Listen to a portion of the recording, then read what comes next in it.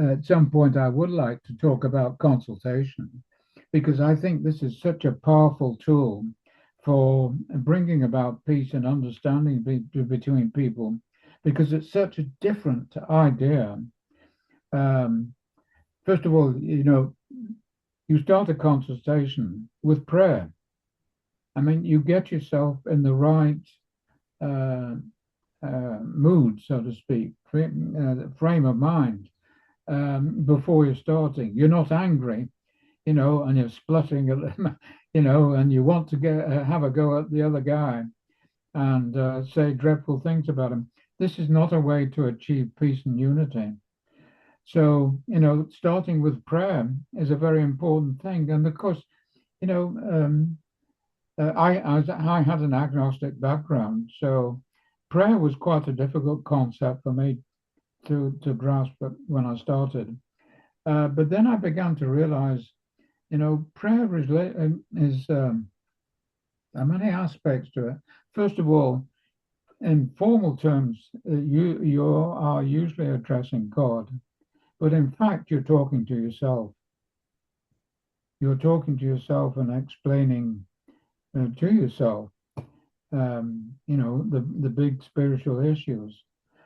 Um, um, Prayer are basically poems, and if you have a interest in literature, and we all do at some stage or another, we all started as little kids. The first thing we wanted to do was to have a story read to us. Literature goes back to when we were 3 or 4, and it's in our blood. We love literature, and the most essential part of that literature is poetry, which is the essence of, it's pushing into one center the essence of what you're trying to say. Prayer is poetry. Poetry is prayer in many ways. The two things link together, and they cross that boundary between those who don't believe in God or say they don't believe in God and those who do or are struggling to find a connection. So this whole issue of prayer is an important part of consultation. Of course, the other thing is the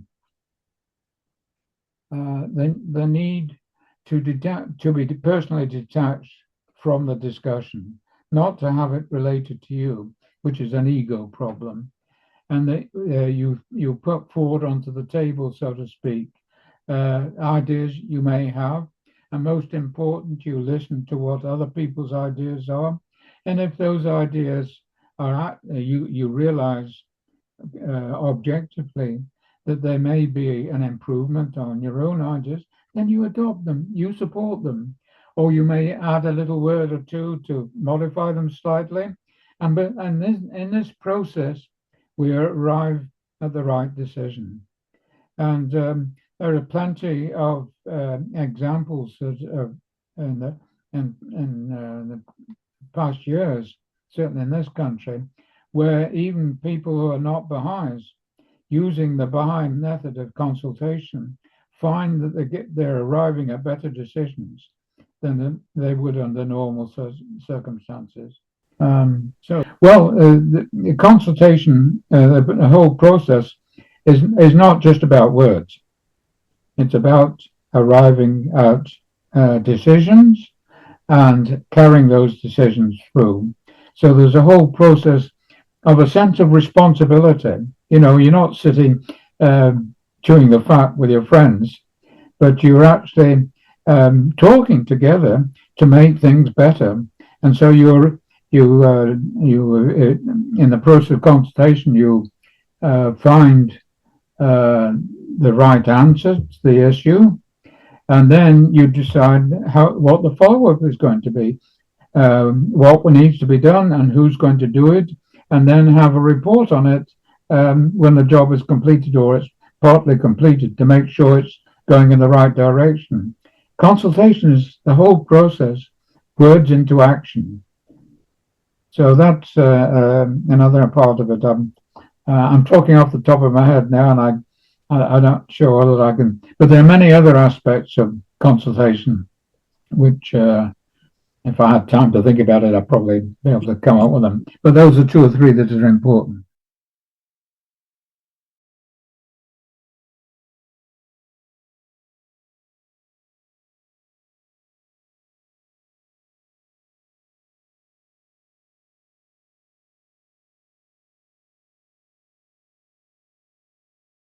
So it occurs to me that what you're suggesting is an ongoing conversation, maybe even a panel discussion on some of these big topics that Hmm.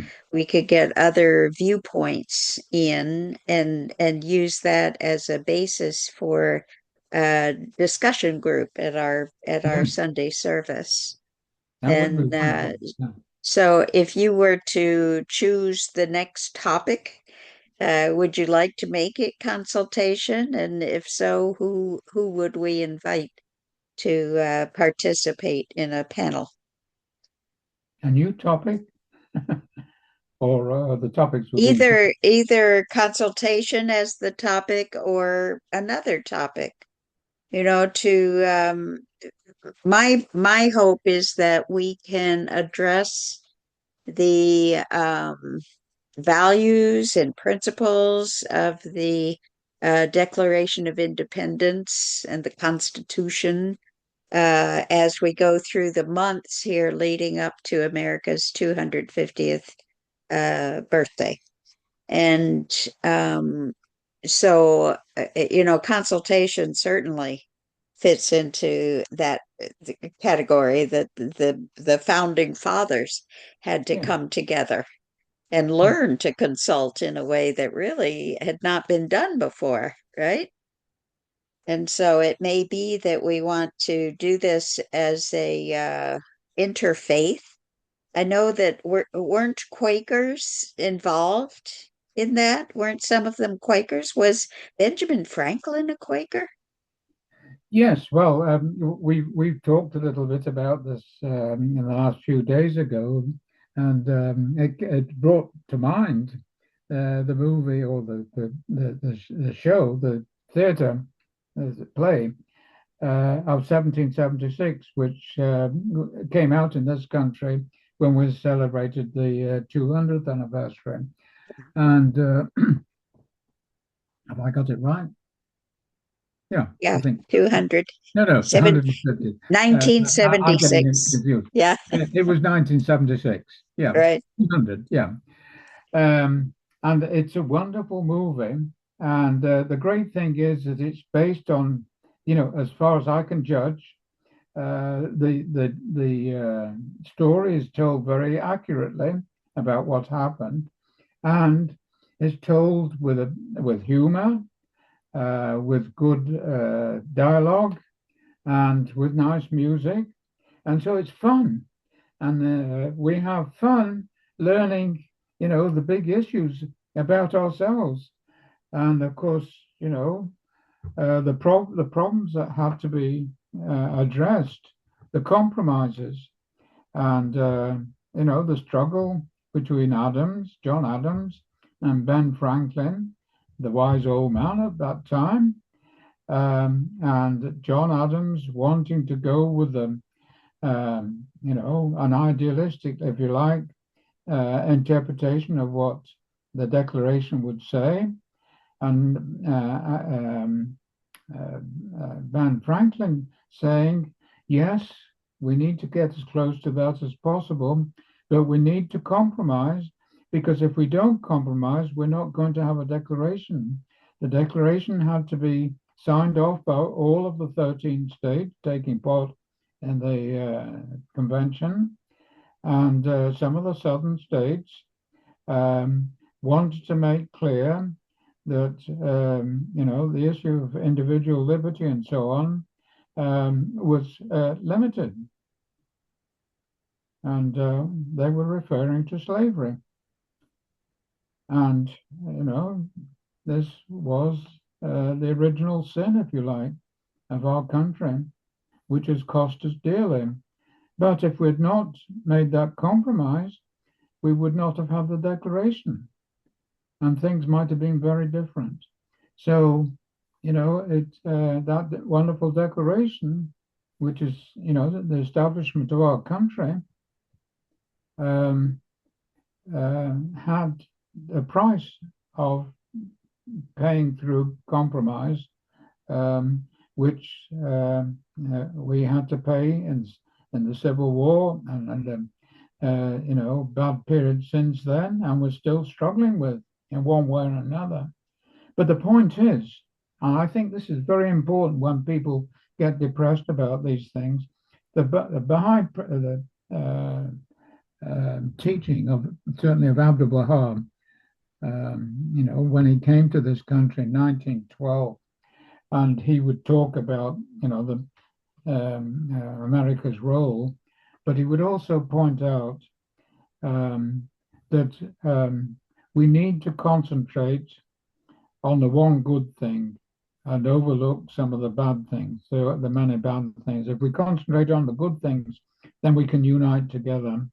And we have to understand that it's only by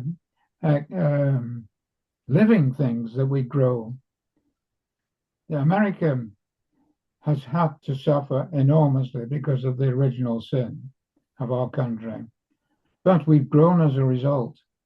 We are aware in a way that other countries that have not had to go through such a test are not, don't have that inner strength that we have, and we will get through these things. We will achieve the promise of world peace. World peace is not only possible, it's inevitable. It is the next Yes, stage in the evolution of this planet, right. says the Universal House of Justice in the promise of world peace. And yeah, so that concept of the oneness of humanity being just the central teaching, that if we can work together toward that understanding, which is really, in this day and age is so well confirmed by science and using all the DNA and looking back at we really are one family. And to understand that the people of all these different religions and cultures are part of the same whole Yes. and like the different limbs of one body. Yeah. One of the things that I am constantly aware of is that one of the most powerful reasons for division between us is fear. We fear what is different. It's natural in a way. It goes back to our origins. Fear is what protected us. We didn't want to be someone else's dinner. Um, but when there's fear, um, it makes it a little easier when you're conscious of it for someone else to have empathy for you. How can I help you to overcome this fear and realize that, you don't have to be frightened of people who are different. They can add to your life, and their experiences make it richer. And when we all do that, we move forward, and we don't need to be frightened of each other in this way. And it's at all different levels. Walking down the street, you're going to be assaulted, or you don't like their food, or you don't like the music, or this, that, and the other. Some silly, some not so silly. But it when you understand that the guy who you think or he perceives himself as being your enemy, you can have empathy for him by understanding that deep down what he is, he's frightened of you, and you've got to try and help him or her um, to see that you'll have a lot that you can give each other, and there's no need to be afraid. May it be so. Yeah. Well, John, I thank you so much for taking the time today to help us understand a little bit better who we are as individuals in this one human family of ours. Thank you, sir. Thank you so much. So you've been very patient. Thank you.